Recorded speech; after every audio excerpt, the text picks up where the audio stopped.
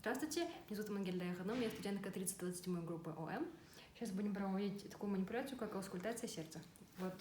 Мы сперва строим доверительные отношения с пациентом, после чего мы снимаем одежду и начинаем пальпацию верхушечного толчка.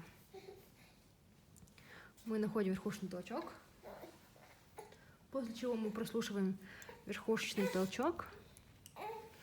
Это у нас тут мы прослушиваем митральный клапан. Второе межреберье справа. Тут мы прослушиваем клапан аорты. Слева, там же, мы прослушиваем клапан легочной артерии. Далее к мечевидному отростку грудины. Тут мы прослушиваем трехстворчатый клапан.